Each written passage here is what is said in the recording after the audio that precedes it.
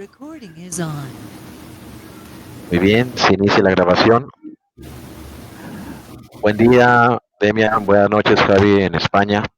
Eh, en esta ocasión estamos los tres reunidos aquí para platicar de Kyushu. Voy a pedirle, por favor, a las personas que vayan ingresando que silencien su audio para que puedan escucharnos mejor. Toda la gente que vaya ingresando, por favor, silenciar su audio para que puedan escucharnos mejor.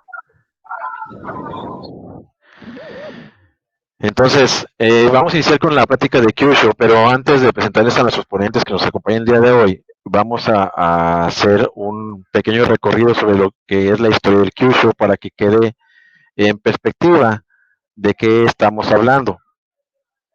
Muchos de nosotros hemos escuchado de los puntos de presión y de las situaciones que los puntos de presión demuestran a nivel de disfunciones, pero no sabemos de dónde viene ni cómo surgió, o creemos que es una práctica moderna que no tiene ningún esbozo antiguo.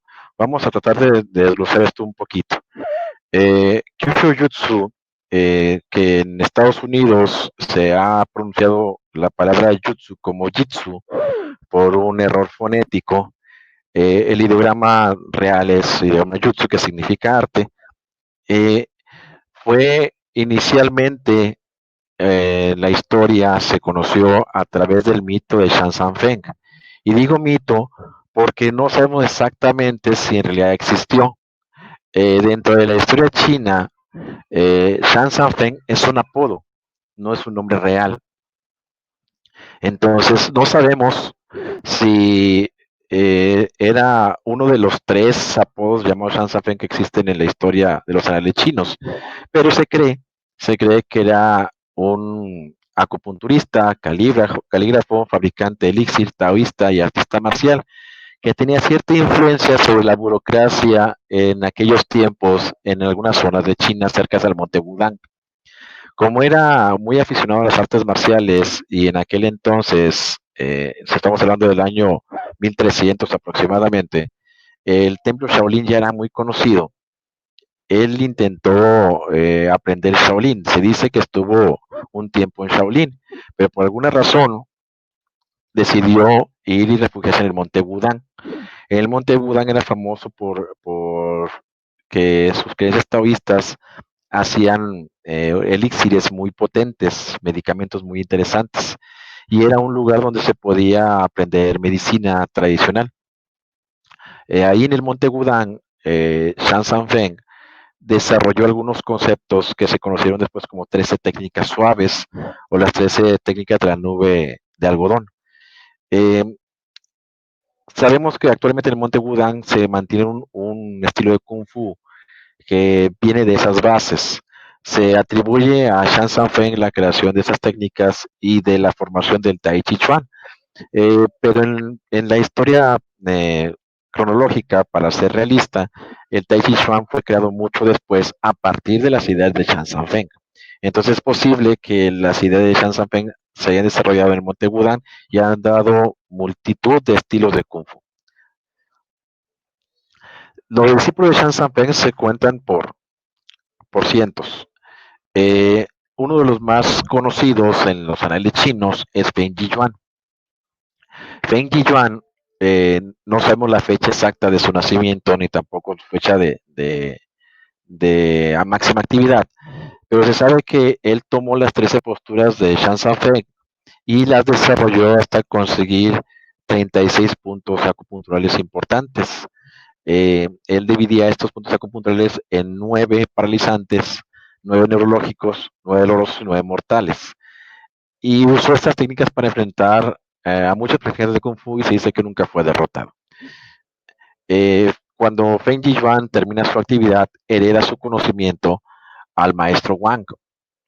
El maestro Wang de alguna forma transmite sus conocimientos a la familia Huang. La familia Huang del padre Shang-Chi y del hijo Bai Jia eran expertos en este tipo de boxeo interno y ataque a los puntos vitales. Se dice que durante un tiempo los monjes del Shaolin fueron enviados a toda China en la búsqueda de los mejores boxeadores para desarrollar el estilo del Shaolin a un nivel más alto. Y se dice que en una parte cercana a la montaña de Julián vivía un anciano que había vencido a un oponente más grande que él con un toque de sus dedos. Este anciano les llevó a sus maestros, que era tanto Juan, padre como hijo, y el monje logró convencerlos de que se fueran al Shaolin para tratar de desarrollar el sistema. Una vez en Shaolin, ya estamos hablando de Shaolin, no de Honan, sino de Fujian. En el Shaolin, el estudio de la familia Juan, de tanto padre como hijo con los monjes de Shaolin, desarrolló los 36 puntos de Feng Jiyuan, primero a 72 y luego a 108, y para hacerlos más básicos, para hacerlos más fáciles de estudiar, los dividió en 5 aspectos que llamó bajo nombres códigos: tigre, dragón, leopardo, serpiente y grulla. Y las técnicas de cada uno de ellos las llamaba, las secuencias, las rutinas, con un número, y el número era los puntos vitales que atacaban durante las secuencias. Eh, este conocimiento de alguna manera pasó a toda Asia y se instauró sobre todo en lo que fue Hong Kong, Taiwán y Okinawa. Desde Okinawa siempre se ha conocido que hay gente que dentro del karate okinawense conocía estos sistemas. Sin embargo, de lo que tenemos evidencia es de 2 maestros. Uno de ellos es Ohan Soken. Ohan Soken, que murió en 1982, fue alumno del maestro Nabe Matsumura, quien era el nieto del famoso guerrero Bushi Matsumura, y por lo tanto era el heredero del clan Matsumura. El clan Matsumura fue el clan que desarrolló el karate eh, guerrero, que le dio ese impulso guerrero y de donde surge después el karate moderno. Oha Soken tenía un hijo en Estados Unidos, en el área de Pensilvania, y era normal que visitara a su hijo con cierta frecuencia, y cuando lo visitaba, generalmente a algunos de los maestros de karate que eran alumnos de él, lo invitaban a dar algún seminario. Entonces se dice que en el año 72, ahí en Pensilvania, ese 6, James Kaufman desarrolló un seminario, y en el seminario estuvo presente un instructor de karate de Estados Unidos de nombre George Dillman. Durante la sesión de entrenamiento, el maestro Soken le hizo al maestro Dillman una técnica que le impresionó mucho, porque no requería mucha fuerza. Al hacerle más preguntas, hizo que el maestro Kaufman invitara a Dillman a una reunión que tenía con el maestro Fusei Kisi, con Ohan Soken, con Glenn Premur y Teruyuka Higa. Estas personas fueron los fundadores del Shorin Ryu de Matsumura Seito en los Estados Unidos, que tuvieron una reunión en un cuarto de hotel donde les explicaba las diferencias entre el karate antiguo okinawense y el karate moderno que estaban practicando. Y se dice que en esta reunión a todos ellos les entregó unas hojas donde venían unos puntos secretos de los puntos vitales del karate. Son en realidad no tan secretos, porque esos mismos diagramas los pueden encontrar en los libros del Masatoshi Nakayama. Son los mismos y son los mismos puntos, 41 en total. Pero en ese momento era una revelación importante. Caló muy hondo en ese instituto norteamericano, George Dillman, y trató de desarrollar el conocimiento que ahí venía, pero obviamente pues, le faltaban fundamentos. El otro maestro que también conocemos que enseñaba abiertamente esto es el fallecido maestro Seiyo Oyata. Él falleció en el año 2012.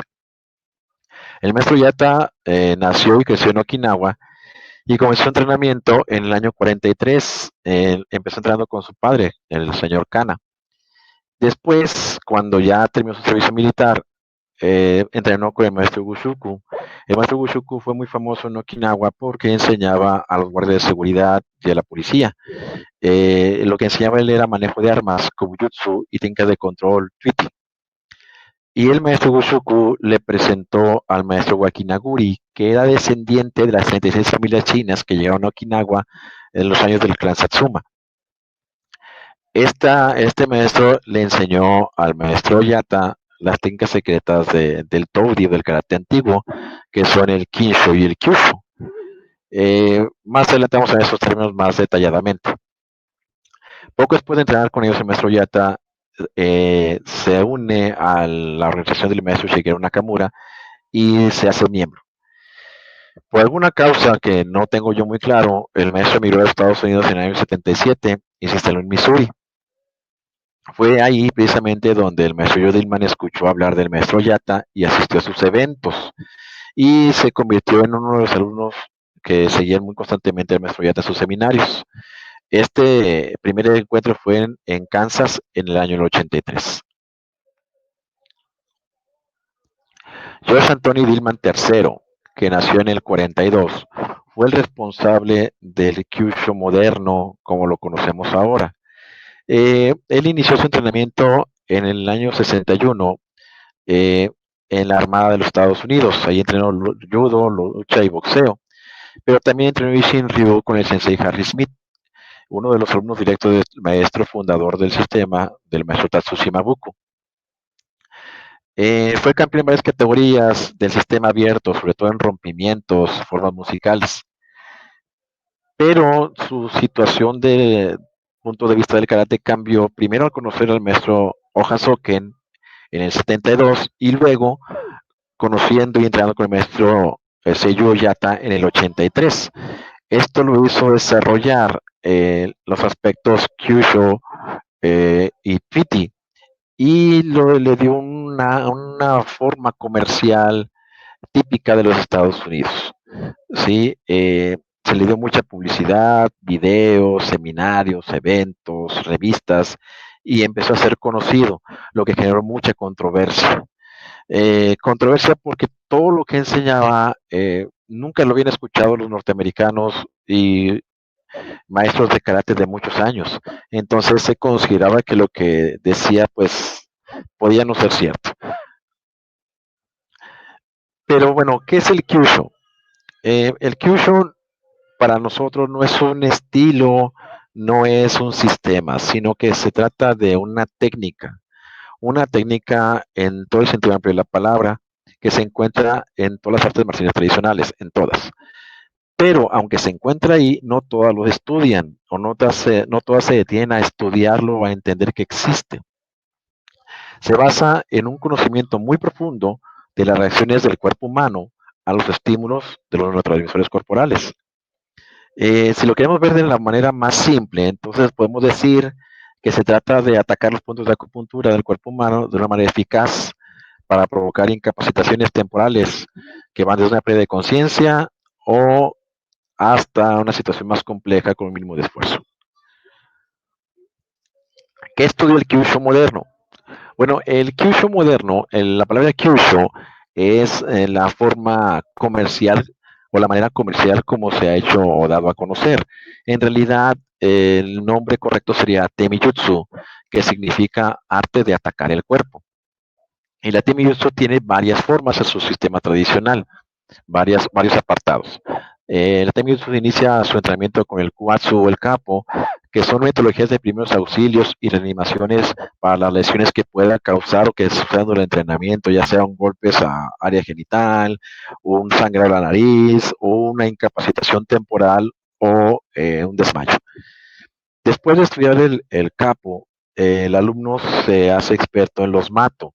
Los matos son las zonas vulnerables del cuerpo humano, zonas dolorosas, zonas débiles. Se caracterizan porque son muy amplias, son más o menos del tamaño de un puño.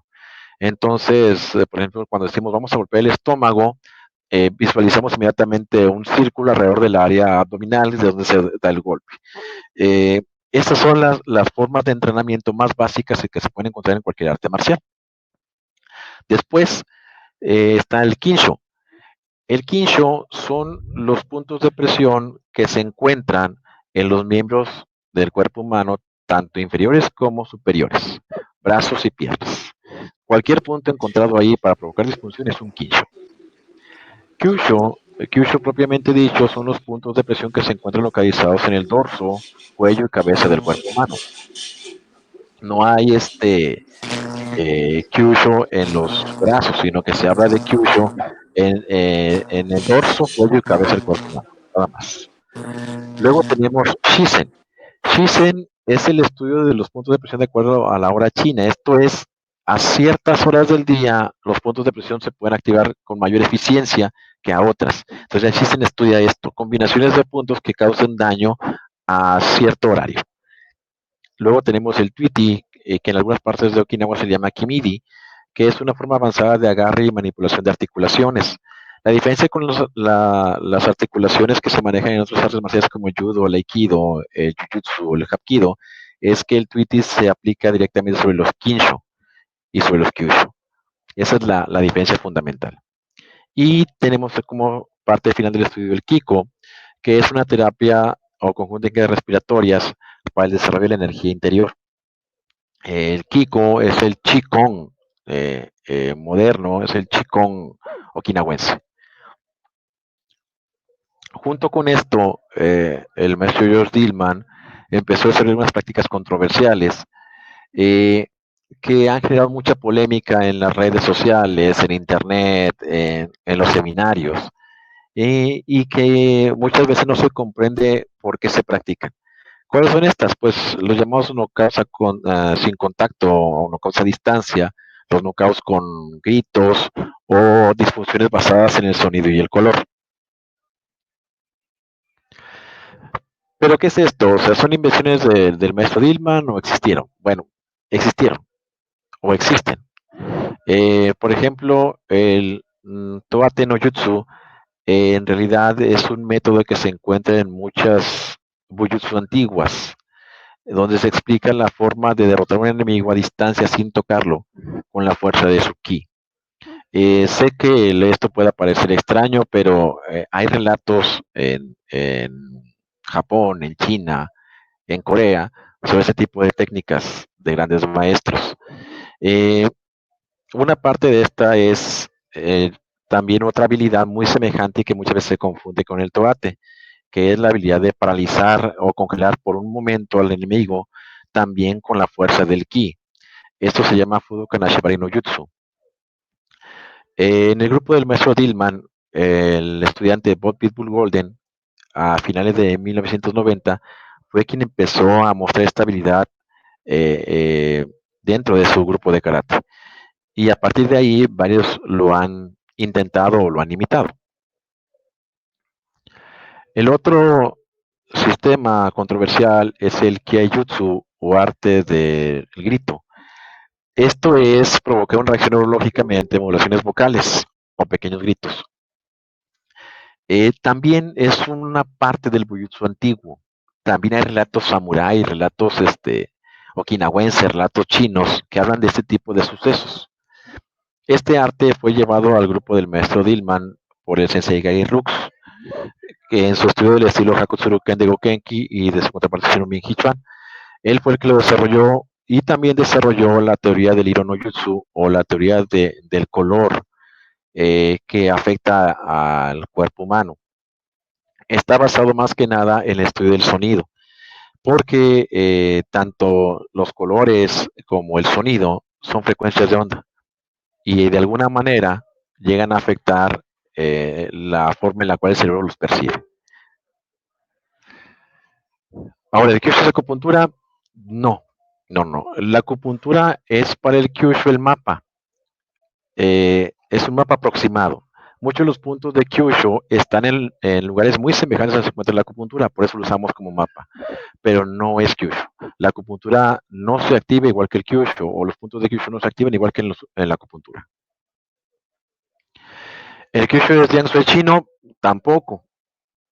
Es cierto que el Kyushu nace del Jiangsu chino, de los puntos vitales chinos, pero la aplicación es diferente y la forma en la cual se entrena en la actualidad también es diferente.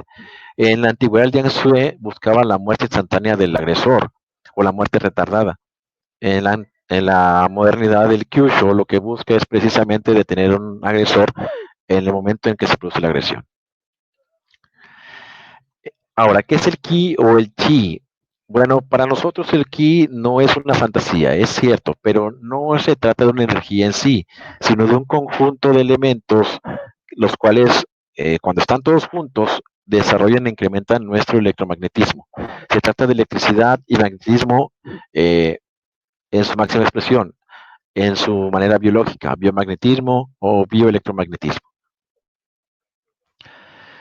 Se ha dicho que hay investigaciones médicas, sí, esas investigaciones médicas las ha llevado a cabo el doctor Sergio Espejo, pero él lo que busca no es el desarrollo del Kyushu, sino que busca el desarrollo de algunos aspectos del Kyushu para aplicar en la medicina. No sabemos exactamente cómo va esa investigación debido a que el doctor Espejo se ha centrado en cerrarse para llegar a buenas conclusiones y mantener los protocolos adecuados. Muchas de las cosas que se vieron o se han visto como investigaciones médicas en algunas fotografías, se trata de mediciones momentáneas para ver algunos aspectos que tienen que ver con el protocolo de estas investigaciones, pero que no son tal cual. En esta plática vamos a tener de responder algunas de las preguntas que se hacen frecuentemente sobre el Kyushu. Por ejemplo, ¿qué es el Kyushu? ¿Cómo, para qué funciona? ¿Cómo es su aprendizaje o entrenamiento? ¿Es cierto lo de los nocaos sin contacto y otras prácticas controversiales? ¿En qué puede ver el Kyushu al Karate Do? ¿Y dónde se puede aprender y qué se necesita? Para esto va a estar asistiendo con nosotros en la charla el maestro Javi Fila de España. Javi Vila empezó su práctica marcial en el 92 y se inició en el 2002, cuando se hizo el primer seminario del maestro Pantasi en España. Es instructor de Kyushu desde 2007. Es instructor certificado también nivel 5 en Kyushu, nivel 3 del programa de salud y bienestar de Kyushu y nivel 1 del programa del KTSP, que es el programa de defensa policial del Kyushu. Instructor del programa de autoprotección de Kyushu Internacional. Es quinto dan de Kyushu por la Kyushu Jutsu Kyokusai Shinkai, que es la organización que tiene tanto el maestro Hanshi Patrick McCarthy como el maestro Evan Pantasi. El segundo dan en Hyoyo Nitenishi Ryu, segundo dan de Nimpo Bugei, segundo dan de Defensa Personal Policial, primer dan de Meifu Shinkage Ryu Shukuriken Jutsu, primer dan Nimpo Kito Ryu y es el flor de Grima Antigua. Javi es o pertenece al grupo de Kyushu Internacional desde el 2002. Aquí podemos ver algunas fotos de él con el maestro Pantasi, el maestro Guy Rose, con el doctor Espejo y con uno de sus alumnos. También nos acompaña el sensei Demian Escobar. Demian inició su práctica en el año 87 en el Kempo chino. Después es cintanera del año 99. En el 2005 se inicia en Kyushu con el doctor Sergio Espejo y de la mano de él se vuelve instructor en el año 2010.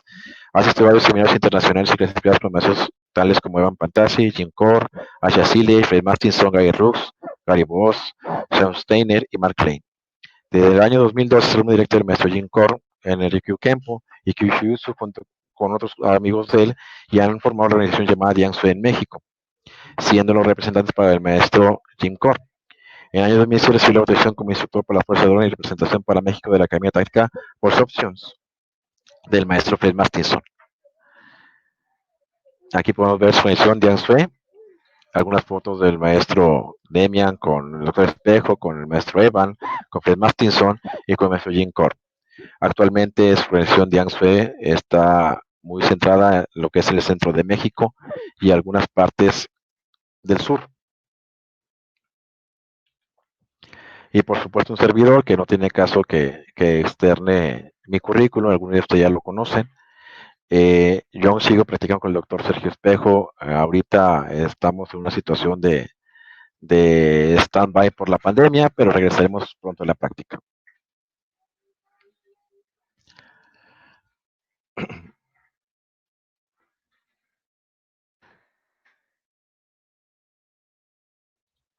Entonces, vamos a iniciar con Javi Vila para que nos platique un poquito la forma en la cual él ve el Kyushu, la forma en la cual lo ha experimentado y también responder algunas preguntas que se tengan de la audiencia. Profesor Javi Vila, adelante.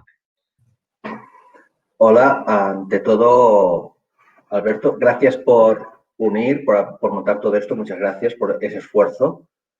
A ver, ante la gran presentación que has hecho, poco me queda por hablar, sinceramente. sea, la definición de Kyushu que has hecho sobre qué es el atacar el sistema nervioso, aprovechar los puntos débiles del cuerpo humano y todo eso, estoy totalmente de acuerdo. La base, para mí, de entenderlo es eso. Es zona donde haya el nervio, que no esté protegido por el músculo, que no esté protegido por el hueso, por lo que sea, zona que podemos atacar. Y ahí, ¿por qué funciona? Pues básicamente por eso. Porque tenemos una estructura anatómica que ha ido evolucionando y esta evolución ha hecho que ciertos nervios, ciertos músculos se desplacen, se muevan y ahí con el estudio del cuerpo humano vemos esas debilidades y a partir de ahí las aprovechamos. Es igual que los estudios antiguos de armadura, pues buscaban las junturas de las armaduras para golpear, para atravesar con espada. Pues aquí lo mismo, buscamos las zonas musculares que no protegen bien al nervio para golpear y sacar el máximo provecho. Y golpear justo en el nervio, no en la masa, no en la caja torácica que está preparada para recibir golpes, sino buscamos con ese punto donde doler. A ver, aquí, como os he comentado también, sobre el tema de cómo es el entrenamiento. Aquí depende, como mi base es que la gente introduzca el Kyushu en su estilo, pues primero toca aprender, ver lo que hacen, para intentar ayudarles a sus prácticas, a ver si en lugar de golpear en un sitio, mover el brazo ligeramente o desplazar el cuerpo, para tener un ángulo de entrada, para causar que el oponente se mueva y eso abra ciertos puntos. Es muy variada. Es buscar esas ventajas que nos puede dar el Kyushu al golpear en cierto sitio y causar que el cuerpo se mueva. Y eso hace que el cuerpo, por ejemplo, se gire y ya no sea más ofensivo hacia nosotros. Es buscar esas cosas, pero depende de cada estilo. Habrá unos estilos que buscarán más esto, habrá otros estilos que buscarán más, por ejemplo, un triángulo de ataque, pues buscar golpes rápidos. Es adaptarse. A ver, intentando seguir las preguntas que has hecho antes en un par de diapositivas anteriores, estoy recordando sobre el tema del no touch y otras prácticas controversiales que decías. A ver, si es cierto o no, no lo sé. A ver, es cierto. Miento un poco. Sí, lo sé. ¿Funciona? No siempre. ¿Es una práctica marcial aplicable? No. Es simplemente una práctica para uno mismo. Una práctica para conocerse a sí mismo. No es una práctica marcial que sirve de defensa, que sirve para luchar. Es una práctica ya más para uno mismo, para trabajarse a sí mismo a nivel interno y que luego se exterioriza de esta forma. No es una práctica como algunos lo venden para defenderse o como grandes maestros que siempre funcionan. No, aquí nosotros que lo trabajamos, lo estudiamos un poco, pero solo a partir de cierto nivel, y es esto, vale, una vez has trabajado toda la parte marcial física, pues es un poco, vamos a hacer ahora el trabajo interior, que es un poco para conocerse a sí mismo. Y esa es la idea. Sobre la pregunta que era, ¿en qué puede ayudar el Kyushu al Karate Do? A ver, yo con la gente que he ido entrenando y todo eso, me cuesta separarlos. Me cuesta separar karate sin Kyushu. O sea, todo el karate, todos los golpeos, no son golpear por golpear. Son golpear por una razón. Todos los bloqueos que hay, todas las paradas que hay, no son paradas para bloquear un golpe. Son paradas por una razón. Son paradas para atacar un punto específico del ataque. Son ataques, puños, bueno, quizás para las rodillas, pies, todo, para atacar a un punto específico. Por eso a mí me cuesta. Oye, karate sin Kyushu, no, el karate y el Kyushu están unidos. ¿Qué pasa? Que puede haber una transmisión del conocimiento que se han dejado cosas, que se han olvidado de transmisión o que hayan hecho así. Pero realmente, karate se entienden muchas katas, se entienden muchas posiciones, se entienden muchas acciones cuando realmente hay el Kyushu dentro. Por eso, hay gente que hace cosas sin saber. El Kyushu, si no lo sabes, puede ayudarte a dar esa chispa, ese extra, que dices, ahora sé el por qué es esto. Puede servir para eso. Esa es mi visión. ¿Dónde aprender? Pues a ver, si están en México, pues tanto con Alberto, con Demian y demás, con ellos, seguro que tendrán muy buen aprendizaje. En España, Europa, pues llamarme. O dudas, a ver, o cualquier, ningún problema, un correo, un mensaje por aquí. Por mi parte, lo que se necesita sobre todo es ganas de aprender y ser un poco masoca, ser un poco para sufrir. Porque sí que digo que con el Kyushu tienes un dolor que pocas prácticas marciales han tenido. Es un dolor muy agudo, muy diferente que un golpe normal. Es un dolor que te atraviesa. Y eso me he encontrado gente que no lo soporta y que no quiere entrenar con ese dolor. Quiere entrenar y tal, pero ese dolor no lo soporta. Por eso hay que tener ganas y hay que ser decidido. Y creo que no me dejó ninguna pregunta más, así, para hacer, digamos, un poco de la lista que ha pasado antes. Creo. Muy bien, ¿algo que quieras agregar, Javi? ¿Algo que quieras comentarnos? ¿Alguna anécdota?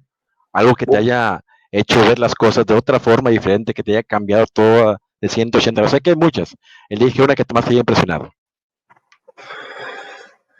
bueno, muchas, a ver, con los años que llevamos entrando solo Kyushu de otras cosas, pues 50.000 anécdotas. Sobre todo, a ver, por decir me vino un alumno que hacía taekwondo deportivo, si no recuerdo mal, que claro, era taekwondo de tocar, hacer pum, tocar y ya está. Y con la práctica del Kyushu le costaba, porque él solo tocaba y claro, se quedaba en la superficie. Era normal el hacer un contacto y ya está. Fue cuando, después de estar entrando con él trabajando, empezaba a hacer los golpes penetrantes, que son necesarios para activar bien los nervios y para que el kyushu sea efectivo, que me avisó de que en las competiciones que hacía de taekwondo le empezaban a poner penalizaciones por agresivo, porque la reacción del oponente era demasiado excesivo, con lo cual era demasiado agresivo. ¿Por qué? Porque realmente estaba golpeando a los puntos de kyushu, de forma que aunque el otro llevara un peto, aunque el otro llevara protecciones, la atravesaba. Y ahí tuvo un dilema, porque dice, si sigo entrenando, te seguiré haciendo penalizaciones y ya perdió combates. Y ahí era ver qué decidía. Y al final el pobre decidió, pobre, bueno, fue lo que él decidió, no que es el pobre, decidió seguir con taekwondo. Claro, fue eso que a mí me hizo cambiar un chip de ver la importancia de los golpes penetrantes, que hasta ese momento era una cosa más. ¿No? Es que sin golpes penetrantes, sin golpes que realmente vais a atravesar a la persona y a golpear bien, sin eso el Kyushu no es nada, ni el Kyushu ni muchas artes marciales. Porque si no te quedas en la superficie y no haces nada. Y eso es uno de los chips, fue unas cosas que a mí me dijeron, pensaron, hey, está pasando esto y está funcionando. Por tanto, esa es una base. Una de las bases, hay varias bases que son necesarias para el Kyushu, pero una muy importante es ese, el golpe penetrante para atravesar. Y esa decisión de mi actual ex alumno fue eso, fue decir, sí, realmente es muy importante. Muy bien, muchas gracias, Javi.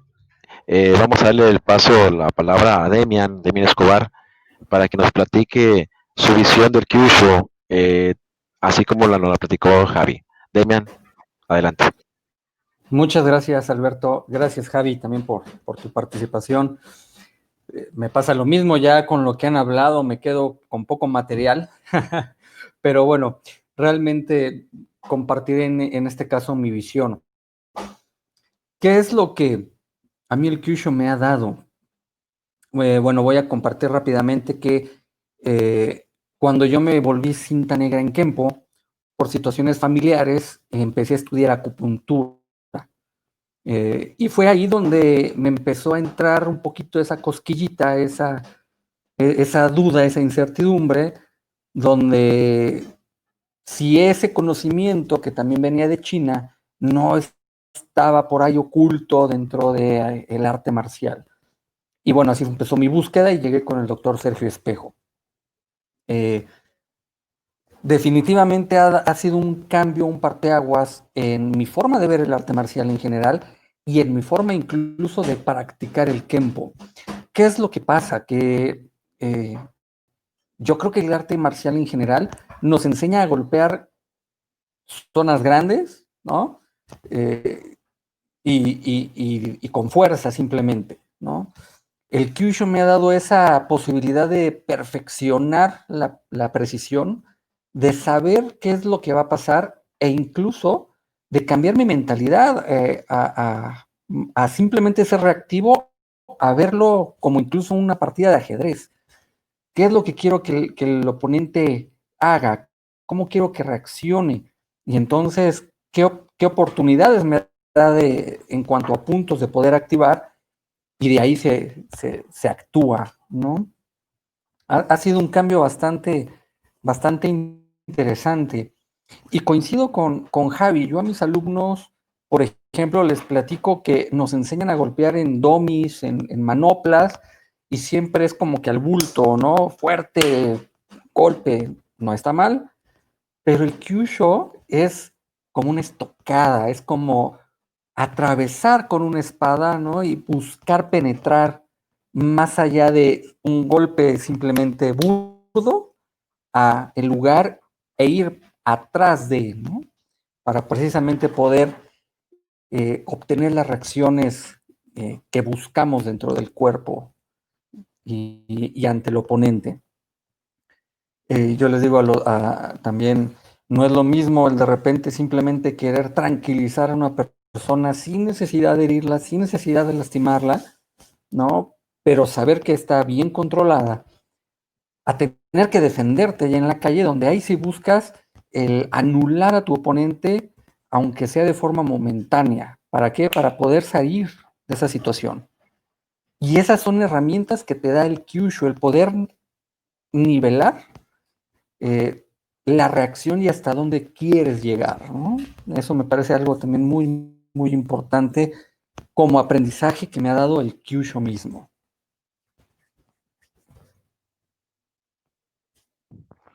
Excelente. Y de la perspectiva de ambos, de su arte marcial del origen, tanto del Kenpo chino como del karate Ryukyu Kenpo o del Bugei y la esgrima, ¿qué nos pueden decir? A ver, con permiso. Ay. Hola. ¿Sí se me oye? A Adelante, ver, adelante. que he Sí, todo bien, he todo perdido la bien. imagen un momento. Adelante, Javi. A ver, a mí yo lo que me encontré, yo también, digamos, empecé Kyushu justo a sacarme la cinta negra de Nimpo, que estaba ahí. Ahí lo primero que me di cuenta es que el Kyushu, como entrenas con gente de otras artes marciales, y la gente pues le mete ganas, ahí me encontré con que mi estilo solo me enseña a defenderme contra gente de mi propio estilo. Pocos estilos hay que te ayudan, te enseñan a defenderte de forma libre.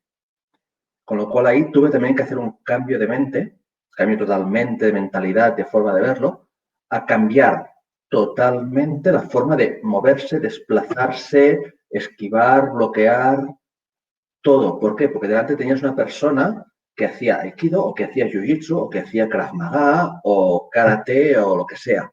Y se movía diferente. Con lo cual tus posiciones no podían ser estáticas.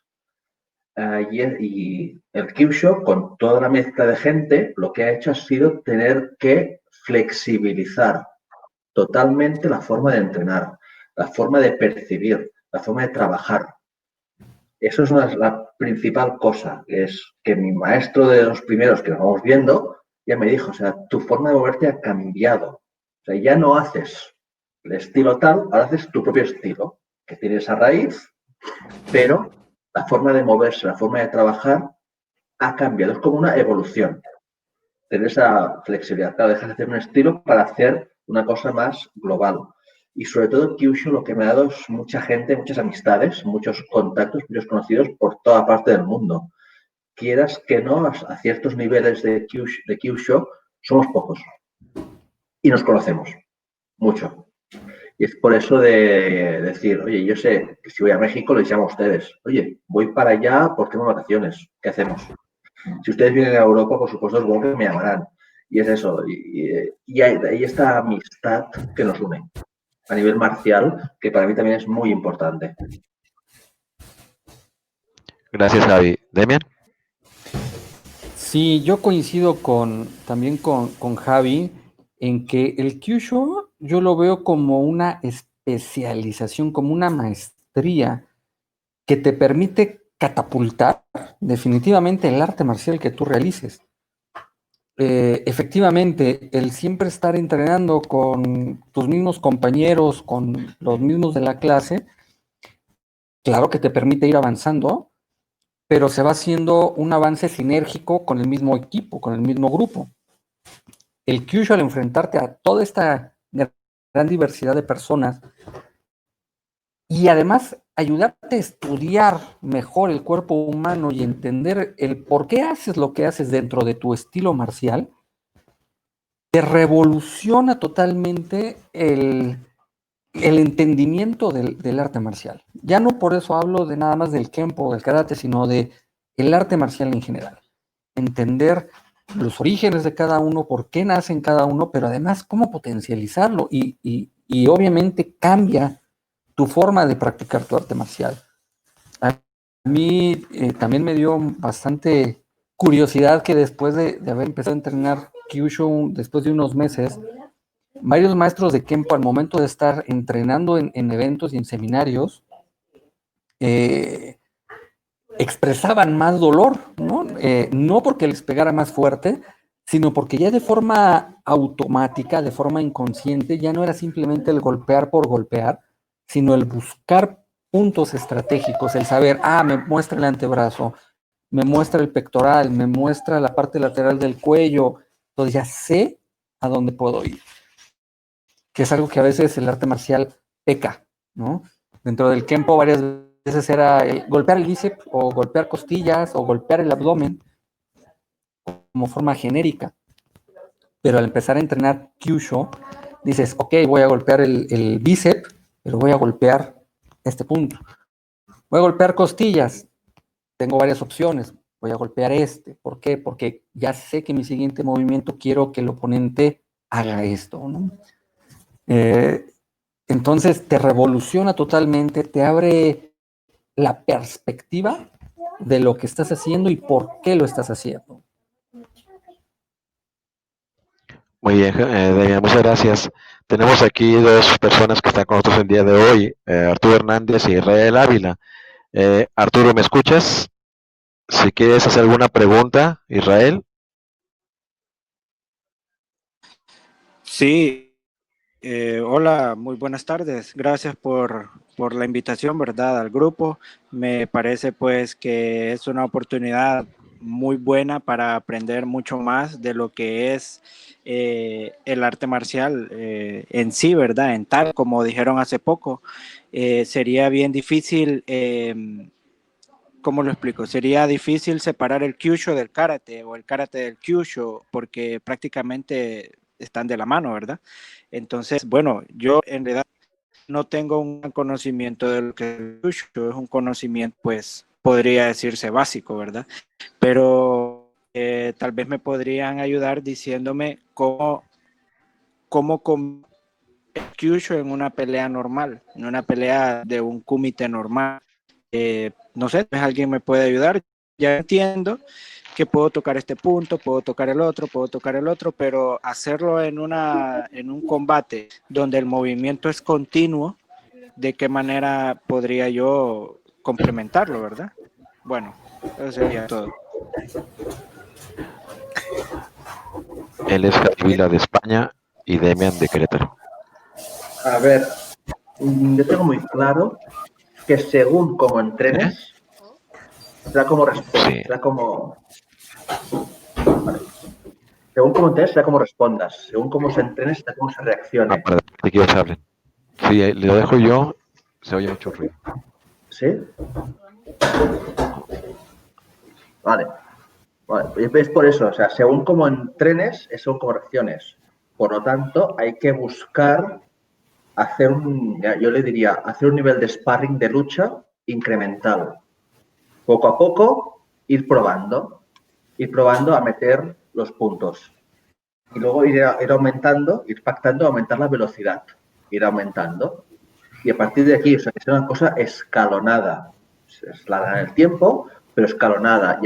Y a partir de aquí es ir acostumbrando y de vez en cuando bajar la velocidad de nuevo y verá que irá mucho mejor los puntos. Ir subiendo, ir bajando la velocidad. hasta que mientras esté cómodo. Y ahora un momento que la velocidad será la de sparring, la de kumite, la de combate. Ya está. Ahora, este momento puede ser años. Eso también. A mí aún me cuesta. A mí llevo años y aún me cuesta, según qué combates, meter. Pero mi recomendación es esa, es hacerlo escalonadamente, poco a poco, de vez en cuando bajar de velocidad y seguir subiendo. Sí, totalmente. Yo creo que el ejemplo que comentaba Javi de su alumno de Taekwondo nos muestra claramente esto. Si en tu estilo, en tu forma de entrenar es al contacto, es sin continuidad, porque también eso pasa en el point fighter, ¿no? Toco, punto, pausa, se detiene toda la acción. Entonces, tu mente y tu cuerpo se acostumbran a este tipo de entrenamiento y de reacción, ¿sí? Que es, por ejemplo, algo que a mí me ayudó mucho y fue un reto en un principio cuando lo vi en Kyushu, el hecho de tener 5 personas enfrente de mí que todas me iban atacando, cambiar de reacción para adaptarme a cada uno, no poder detenerte, cosa que en Kenpo, aunque es un arte movido, un arte dinámico, no se maneja. Entonces, te obliga a esa mejora continua, en tu entrenamiento. Entonces, la base de tu entrenamiento siempre se verá reflejada en la forma en la que vas a reaccionar afuera, ¿no?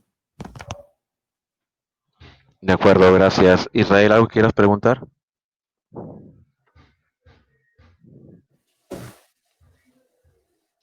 Ok. ¿Me escuchan? Sí, ya. Sí. Una pregunta. Por ejemplo, yo practico jiu-jitsu brasileño. Y pues, en el jiu-jitsu brasileño, más que nada, las técnicas son de control y sometimiento. ¿Cómo podría ser un uso más práctico del kyushu, por ejemplo, cuando tomo la espalda o desde una posición que yo esté más vulnerable? Me llama la atención cómo manejan los puntos de los meridianos, ¿no? Se llaman, de acupuntura, y cómo los traslapan al kyushu, a lo que alcancé a escuchar. O sea, no sé, creo que le podría sacar bastante utilidad a lo que yo entreno. A ver, yo no trato con meridianos. Es internacional, no tratamos meridianos, tratamos zonas anatómicas débiles. Y entonces, y con Jiu-Jitsu un apartado así más de grappling, que llamamos más de Jiu-Jitsu casi brasileño, no llega a ese nivel, pero algunos hemos practicado un poco para complementar. Sobre todo es el tema de ver dónde agarras, controlar las presiones. Hay forma de golpear que sea mediante vibración o mediante una pulsación, hacer una compresión, por ejemplo, también se puede activar. Hay muchas formas de activar el sistema nervioso. No tiene por qué ser un golpeo. Puede ser una presión o una vibración que hace el efecto. Es buscar esos puntos. Hay puntos que puedes buscar golpear, apretar por aquí, o demás que en grappling, al tenerlo cerca, no tienes zona de golpeo. Entonces has de buscar más esos otros ataques, más de compresión, más de presión, otros ataques que sean más adaptados a esa situación. Y esa sería la idea, o sea, buscar qué posición, por ejemplo, en guardia, me he comentado, desde la espalda, tener la persona, Sí. estar a la espalda de la persona, creo, ¿no? Uh-huh. Vale, que no recordaba. Pues aquí es buscar zonas de mandíbula, cuello, que se puedan para abrirle la cabeza y todo eso. Hay una serie de zonas anatómicas, aquí en la mandíbula, cerca de la oreja, el nervio trigémino, que está por aquí, por ejemplo, ese es muy bueno para atacarlo.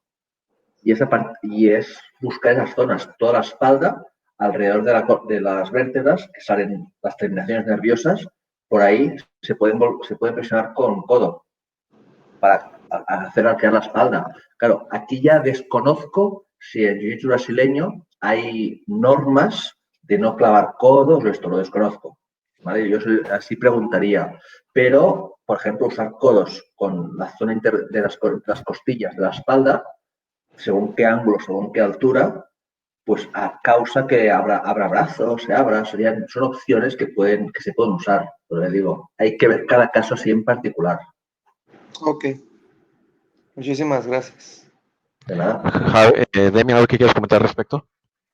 Sí, yo mencionaba hace rato que la práctica del Kyushu te abre la mente, y algo de lo que yo me di cuenta, por lo menos de forma personal, es que la forma de aprender Kenpo era de situación A, técnica A y pues resultado A, situación B, técnica B, resultado B. Es decir, entonces te enfrentabas a tener que aprender cientos de técnicas, literal, en Kenpo americano, 90 en Kenpo chino, dentro de un currículum. El aprender Kyushu te permite romper esa estructura que cuesta mucho trabajo a nivel mental para poder fluir, para poder improvisar de una forma consciente y técnica de acuerdo a la situación. Entonces, eso también me parece muy, muy interesante, que al momento de que tú vayas a aprender y empieces a aplicar, se empiecen a romper esas estructuras donde sea únicamente una técnica específica, una técnica rígida, dura, ¿no? Sino saber que puedes combinar y hacer e inventar tus propias técnicas, porque se vuelve eso, una forma personal de hacer el arte marcial. Y también depende de tu circunstancia, es decir, lo voy a practicar para un combate deportivo, ¿cuáles van a ser mis limitaciones? O lo voy a hacer pensando en una práctica de defensa personal real, bueno, ¿cuáles son también mis limitaciones? Porque no voy a buscar matar a nadie, ¿no? Pero cambia el contexto también de dónde lo busco aplicar. Y eso hay que ser muy conscientes también. Gracias, Demian. Israel, ¿algo más? ¿Alguna duda No, o retroalimentación? no, muy claro. Muy bien. Arturo, ¿alguna duda más que tengas para retroalimentación?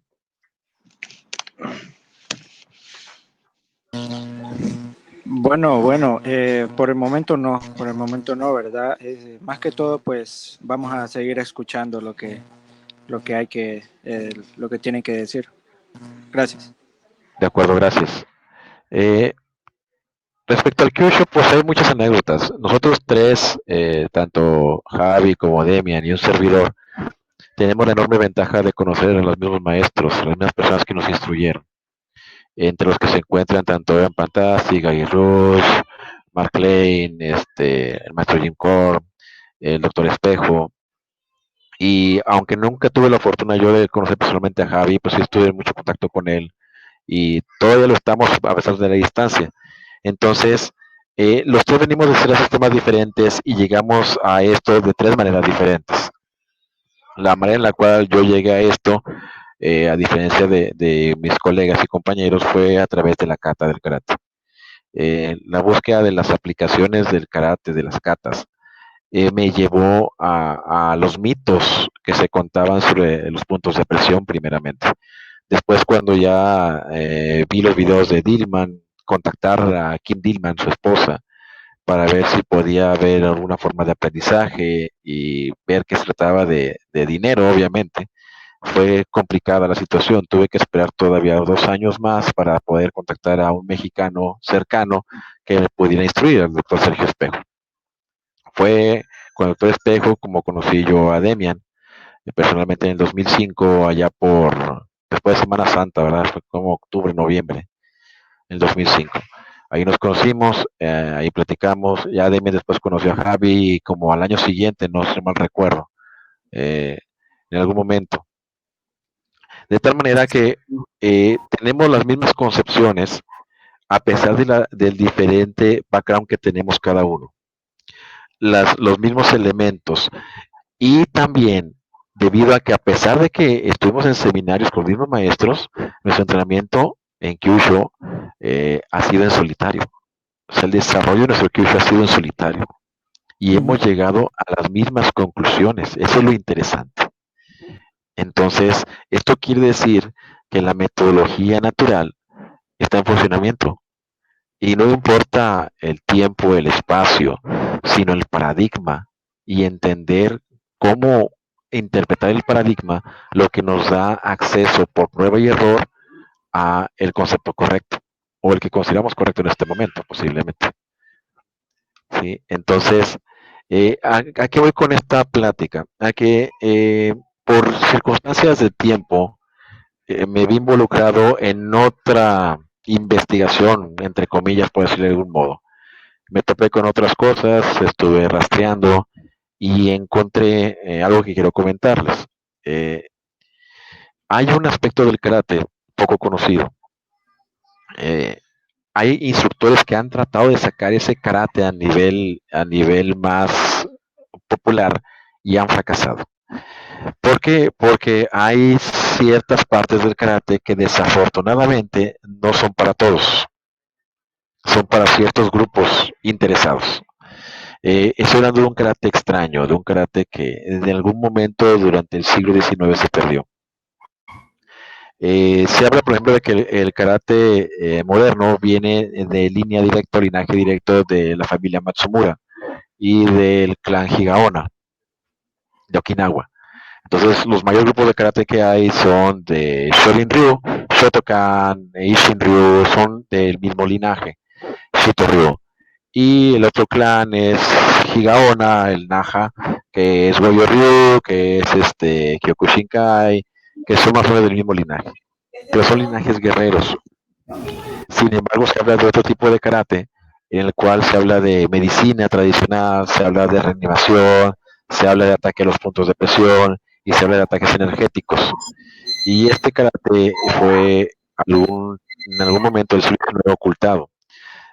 Ahora lo que yo he encontrado es que hubo dos grupos de karate durante 1920, uno que intentaba promocionarlo en las filas principales del Japón y otro que intentaba ocultarlo a toda costa.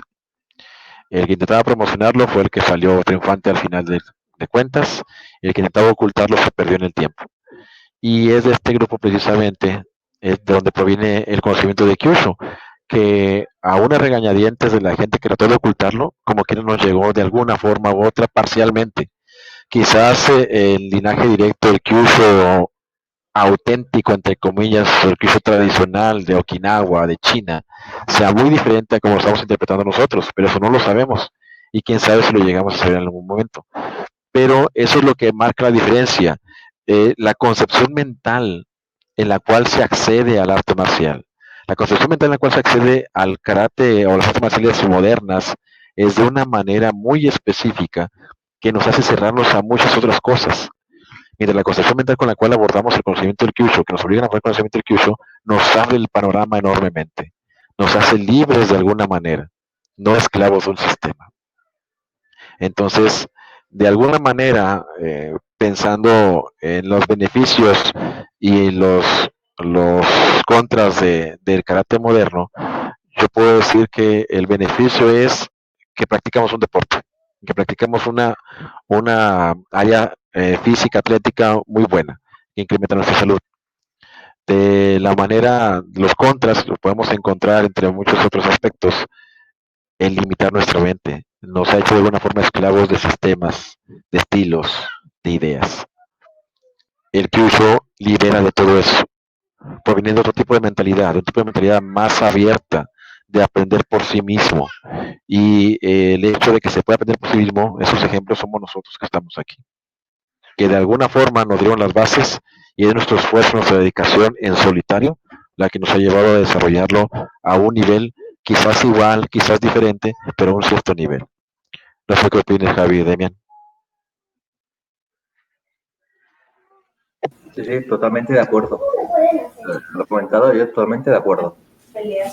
Sí, lo has expuesto de una forma magistral, o sea, no hay duda de eso. A mí me tocó en lo personal, si yo creo que les ha tocado cosas semejantes a ustedes, lo voy a iniciar yo, la práctica de Kyushu con gentes del área de seguridad de élite, lo que es Armada de México, lo que es Sedena, lo que es Guardia Nacional, Policía Federal, o sea, gente que ha estado en operaciones de alto nivel, de alto riesgo, de combate urbano, gente muy, muy entrenada, que me ha tocado los cursos y que en el trayecto del curso, en el transcurso del mismo, viene el reto escondido en la práctica, ¿no? El querer ver si funciona o no funciona. Eh, También me ha tocado aspectos en los cuales están entrenando y no me dicen quiénes son, sino que me enteré después de que eran instructores de élite y no lo sabía. Y ellos mismos se camuflan en nivel de alumno para ver qué tanto es cierto lo que se dice del Kyushu. Entonces, por ejemplo, pues me toca día a día aplicarlo con los policías de todos los niveles, municipales, estatales, militares, y a pesar de todo el tiempo transcurrido, a pesar de los años que tengo instruyendo fuerzas de seguridad, aún me sigue sorprendiendo. Les digo yo, cuando estoy haciendo la técnica, que me estoy riendo, digo, no me estoy burlando, estoy sorprendido, a pesar del tiempo transcurrido, de que funcione, de que es cierto que sí funciona. Mira cómo estás, mira cómo estoy yo, o sea, te das cuenta la técnica que tenemos, la que podemos aprender, lo que podemos desarrollar. ¿Sí? No sé qué opinan, Javi.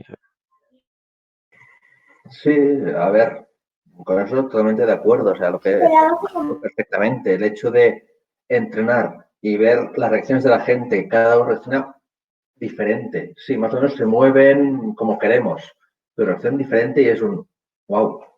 Es una cosa que sí siempre va sorprendiendo. Y gratamente, y sobre todo eso, gratamente. Pero, ya digo, expuesto por tu parte de forma genial. Demian. Sí, la verdad es que es lo que hemos platicado durante la sesión es que precisamente potencializa lo que hacemos. O sea, el conocer el Kyushu, que no es la técnica mágica, pero sí potencializa lo que hacemos y nos permite eso, darnos cuenta que paradigmas que tenemos como la fuerza, la musculatura o el tamaño pasan a un segundo plano cuando la técnica se realiza de forma correcta, ¿no? Que no es infalible, pero que sí la mayoría de los casos nos da excelentes resultados. Ahora voy a tocar otro tema también interesante, el tema de los instructores modernos de Kyushu. Muchas veces me ha tocado recibir gente cuya percepción del Kyushu es negativa. Y muchas de esas percepciones del Kyushu negativas se debe precisamente al instructor que alguna vez tuvieron. Igual que con cualquier arte marcial, cuando sale o se populariza un arte marcial o un sistema marcial, en un principio los instructores que existen pues son pocos y se entiende que están bien capacitados, pero cuando se empieza a desarrollar cada vez más, de pronto surgen gente que se aprovecha de la situación y que sin ser instructor trata de enseñar. Eh, por ejemplo, los videos instructivos. Yo les comentaba a mis alumnos y a algunas de las gentes con las que me han preguntado, el video instructivo tiene una ventaja enorme para la persona que ya sabe. Para la persona que está empezando, es bien complicado aprender de un video.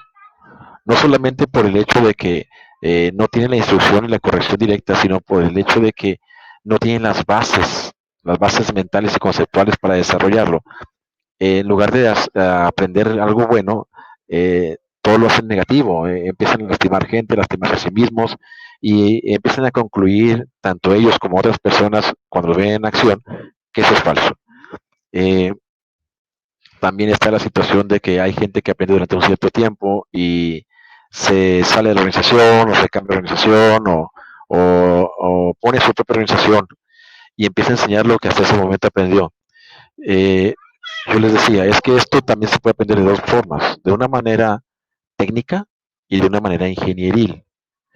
De la manera técnica, te vas a aprender los movimientos que hizo tu maestro y vas a estar limitado únicamente a esos movimientos. En la manera ingenieril vas a tener los conceptos para entender por qué tu maestro hizo esos movimientos y desarrollas otros movimientos. Requieres más preparación. ¿Sí? No sé qué nos puede decir Javi y Demian. Uf, de aquí acabas de abrir que aquí llamamos un melón, que es mucha cosa. A ver, muchos estilos, es lo que decía Demian, que era pues las 90, 100, 200 técnicas que te hace aprender el A, el B, el C, el D y el E. Te hace aprender todo eso. En Kyushu son conceptos, que eso cambia, o sea, no es un A, B, C, no, es un este punto, esta zona, reacciona normalmente de esta forma en la persona. ¿Cómo lo usarás? Pues depende, con la mano abierta, con el puño, con el codo, con tal, depende de la distancia. A lo mejor es usar otro punto para acercarlo. Ah, pero ¿cómo acerco? Pues mira, tienes este punto, o esta acción, esta acción, esta acción. Mientras muchos estilos son lineales, es aprender esto, luego esto, luego esto, luego esto. Kyushu te da un punto de partida, el primer día que vas a clase, y luego es un árbol que se abre, donde tú has de ir recorriendo. Es muy diferente. Eso me lo encuentro con alumnos que han venido, que claro, ellos quieren venir, aprender, olvidarse e irse a casa. Dicen, no, aquí es un problema. Con Kyushu has de estar tú, tu cabeza de ir revolucionada, buscando esas preguntas y esas respuestas. Has de ser tú quien lo trabaje. No has de ser pasivo ante el maestro que te enseña, sino es ser reactivo, preguntando, mirando, probando y hacer prueba-error de lo que te gusta. Eso es una cosa aquí de Kyushu es básica. O sea, el tema de pago, me siento, enséñame, en Kyushu no funciona. Aquí es pago, enséñame, y ahora empiezo yo a trabajar, a probar y a invertir horas. Y sobre el tema de los vídeos, libros y demás, para mí también un poco las clases de Kyushu en directo es un poco enseñar a leer las palabras, las sílabas. Y los vídeos y demás es una vez ya sabes leer, ahí te explican las cosas. Pero si primero no tienes esas clases, lo que has comentado, esa base de entender el por qué, pues aquí no te sirve de nada. Los libros te darán instrucciones que no son nada claras y que seguramente llevarán a errores, llevarán a los entendidos o accidentes. Eso es muy importante. La clase directa o tener la base para luego entender vídeos, DVDs, libros.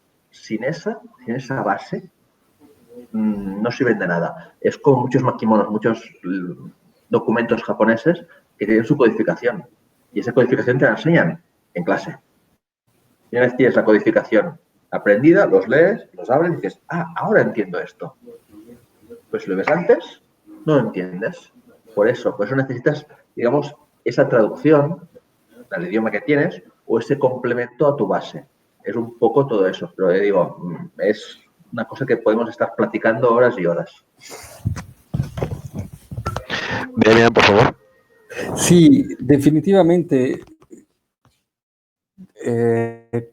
Comentando o siguiendo la misma línea de lo que comenta Javi, al final muchos actuales pseudoinstructores, al capacitarse únicamente de videos y libros que pueden estar disponibles para cualquiera y no tener esa esencia y esa base, pues realmente es que al final no enseñan ni siquiera lo que podríamos llamar realmente Kyushu, ¿no? Te estarán enseñando a golpear una zona del cuerpo y hasta ahí, pero no van a tener esa base realmente de por qué, cómo combino, qué es lo que hago, cómo me muevo, qué pasa si N cantidad de variables, ¿no? Que eso es lo rico de las clases, al tener diferentes fisonomías, diferentes personas, y de la cual de ahí se aprende muchísimo, ¿no?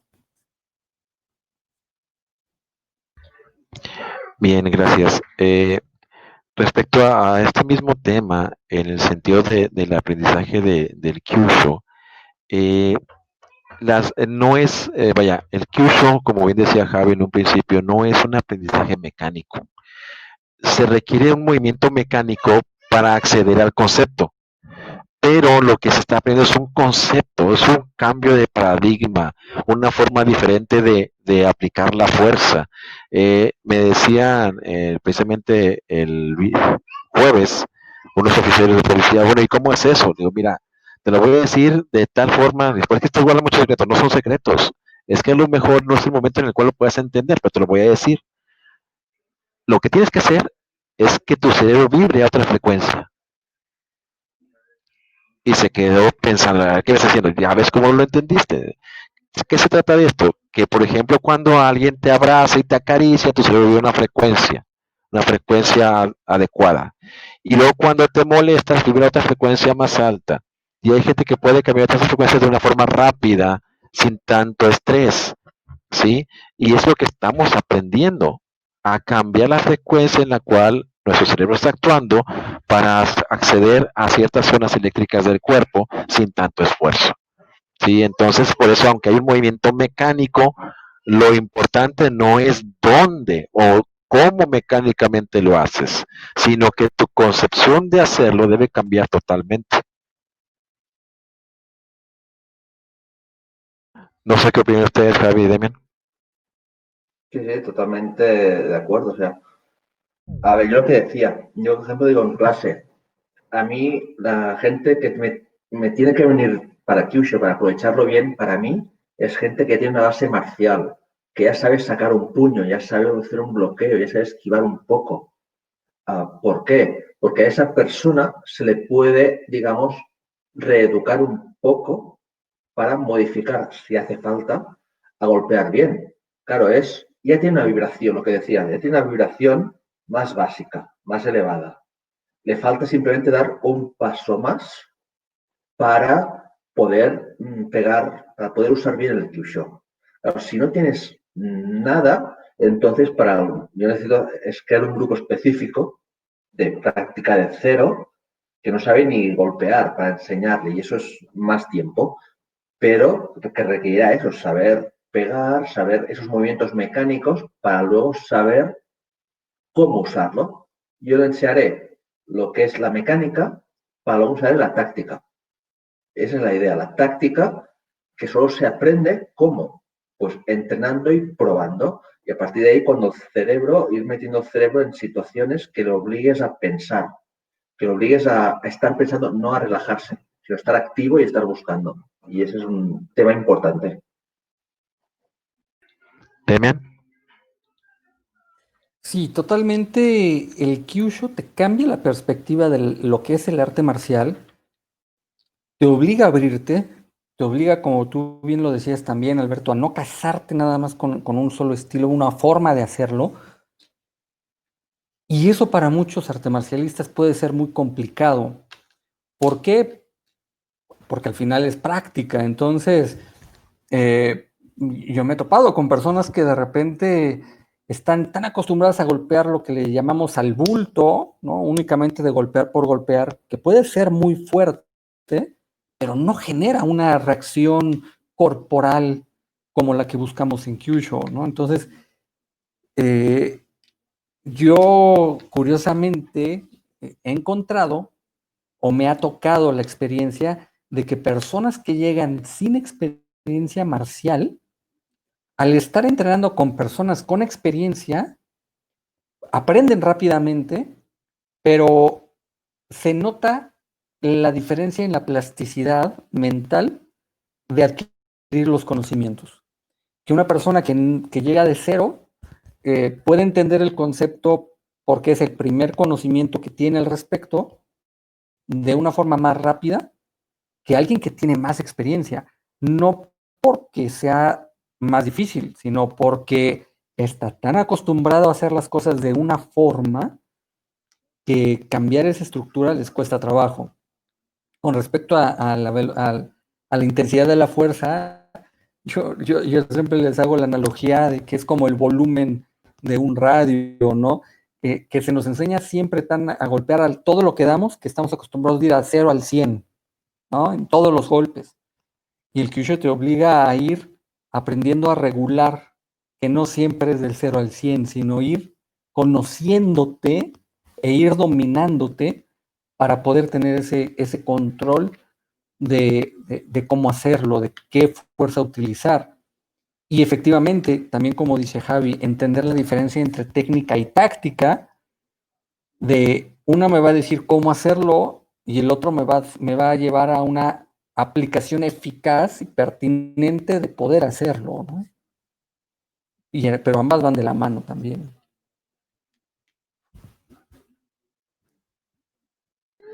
Muy bien, Arturo, Israel, ¿algo quieren preguntar? Ya casi estamos para terminar.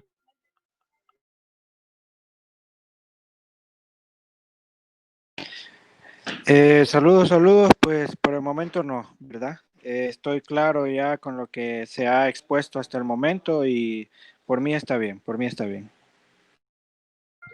Gracias, Israel.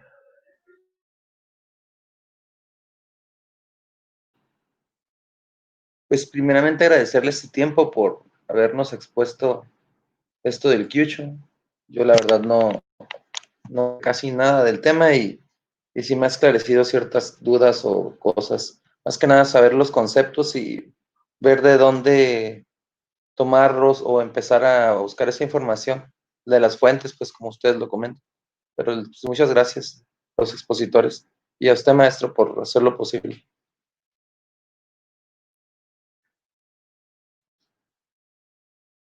Hola.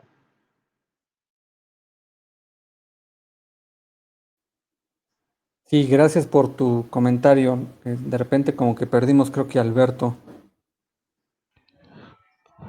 Bueno, ¿me escuchan ya? Sí, ya. Ok, les decía, ya estamos por cerrar. Vamos a hacer conclusiones finales. Iniciamos contigo, Javi, por favor, para concluir la plática de hoy. Conclusiones. Uf. Primero, como todo, a ver, conclusiones. Kyushu es un camino y hay que recorrerlo de principio hasta que nos cansemos. Y esto puede ser al final de la vida. Y sobre todo, Kyushu requiere reaprender, quiere reiniciar. Y aquí me he encontrado con gente con un nivel muy alto del estilo X que me ha dicho, ahora no estoy dispuesto a volver a aprender. Y no vienen. Pues bueno, ellos mismos. Pero hay gente que sí. Hay gente que sí, lo hago. Me vuelvo a poner la cinta blanca, ni que sea mental, y vamos para allá. Y cuesta, pero se requiere. Y es un camino que vale mucho la pena, del cual yo estoy más que encantado de haberlo empezado y de continuarlo. Y lo recomiendo, pero sobre todo es con calma y pasos tranquilos. Gracias, Javi. Demian. Sí, antes que todo, bueno, gracias Alberto, gracias Javi y a los presentes por este espacio. Yo creo que efectivamente el camino del Kyushu es un camino muy bonito que te lleva a entender el arte marcial que tú estés realizando desde otra perspectiva totalmente integral, pero además muy enriquecedora a nivel de vida. Entonces, creo que vale la pena. Definitivamente no es algo para todos. También me he encontrado, como en algún momento Javi lo mencionaba, personas que al final no estás practicando con un domi o un costal, sino que estás todo el tiempo sintiendo y haciendo sentir a tu compañero. Entonces, tienes que estar dispuesto a un poco de o un mucho de dolor, ¿no? Pero que sabes que el premio realmente vale la pena porque el autoconocimiento que vas a obtener, el conocimiento de tu arte marcial y el desarrollo del mismo definitivamente no tienen valor.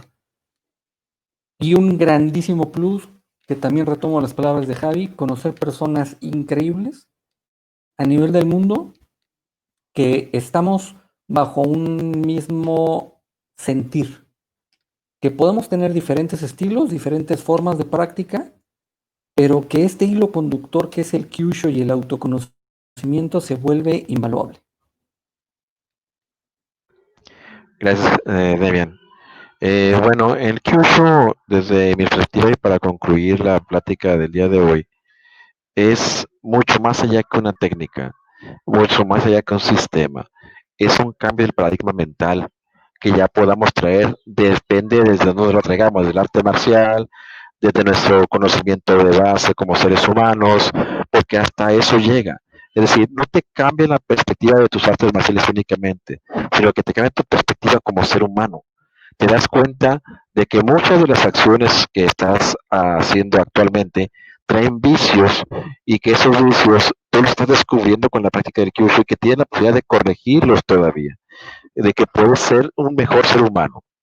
Ahora, retomando lo que te ha dicho tanto Javi como Demian, no es una práctica inocua en el sentido de que no hay dolor. En esta práctica, a diferencia de otras artes marciales en las cuales no existe el contacto es de una forma controlada y el dolor todavía es un dolor aceptable. En el Kyushu, el dolor que se puede sentir puede ser muy alto, muy alto, a tal nivel que hay colapsos, o sea, hay gente que por la presión de un punto se llega a desmayar. Eso es normal, pero no pasa nada, o sea, es sino con el sentido de que no sucede en el sistema nervioso. Reactivamos el sistema, la persona vuelve a quedar bien, pero hay dolor. Es una práctica en la que el dolor está presente en todos los niveles, dependiendo también de la forma en que estemos practicando o de la forma en la cual queramos nosotros practicar. Hacerla real, hacerla pasiva, hacerla activa, depende de mucho de eso. Y también estas prácticas controversiales, ¿qué tanto es cierto, qué tanto es mentira? Pues bueno, nosotros podemos decir o comunicarles nuestra experiencia al respecto, pero es una experiencia y esa experiencia tiene que vivirse. O sea, no es algo que debe ser escuchado, sino vivido. Y una vez que lo hayan vivido, ustedes podrán decidir si esas prácticas controversiales son reales o es fake. Pero una vez que se ha vivido, no podemos decir que sí o no podemos decir que no si no lo hemos experimentado. Porque eso es experimentación. Es como el sabor del azúcar, por ejemplo. ¿Cómo escribimos el sabor del azúcar a una persona que jamás la ha probado? Es imposible. Entonces, tiene que vivir la experiencia, no hay otra manera. ¿En qué nos ayuda, aparte de esto, esa evolución? Otra cosa importante es que en el Kyushu, a diferencia de otras artes marciales, aparte de la práctica, hay que estudiar. Si queremos seguir aprendiendo, tenemos que estudiar y reeducarnos en anatomía, en fisiología, en bioenergía y en toda aquella materia que de pronto necesitemos reaprender o aprender para comprender lo que estamos haciendo y poder evolucionar. Si no, vamos a estar a nivel mecánico, repitiendo y repitiendo las mismas cosas. ¿Sí? Quiero agradecer a Javi Vila por su tiempo y su atención y por haber estado en dos ocasiones diferentes en que no pudimos establecer esta plática. Desde México un saludo a España, Javi, que esté todo muy bien por allá. Muchas gracias por estar con nosotros el día de hoy. Demian, desde Querétaro, pues echarle ganas a ver qué día nos volvemos a ver acá con el maestro Cohen. Espero que el próximo año, que ya estén las cosas más tranquilas y ya el COVID desaparezca o se pueda controlar, podamos estar practicando nuevamente. Sí, muchas gracias. Muchas gracias a los dos por estar aquí. Gracias por haberme acompañado y espero que esta plática le sirva al grupo de karate con el cual se está efectuando para entender mejor esta práctica de Kyushu y ver que no es un mito, sino que es una realidad aparte. Es otro tipo de realidad que tienen que experimentar para poder entender o comprender en su contexto. Gracias, Javi. Gracias, Demian. ¿Algo más que quieran agregar para despedirnos? Gracias, Alberto, por organizar todo esto, por quedar con nosotros, por escribirnos, por montar todo esto y contar conmigo. Muchas gracias. Ha sido un placer y un honor. Cuando quieras, repetimos. Muchas gracias, Javi. Demian. Pues nada, nuevamente agradecerte a ti por el esfuerzo de poder organizar todo esto, por la apertura de compartirlo, porque al final de eso se trata. Gracias, Javi, gracias a los participantes y de la misma forma será un gusto poder realizar otros eventos similares. Muchas gracias. Claro que sí, haremos otro evento ya más específico, ya con la gente que conozca un poquito más esto, ya más a fondo de algún tema muy específico en particular. Ya les platicaré en su momento. Sí, muchas gracias por todo. Que pasen buen día, buena noche, Javi en España. Gracias y hasta la próxima. Gracias, buenas noches, Javi. Gracias a todos. Gracias, buenas tardes a vosotros.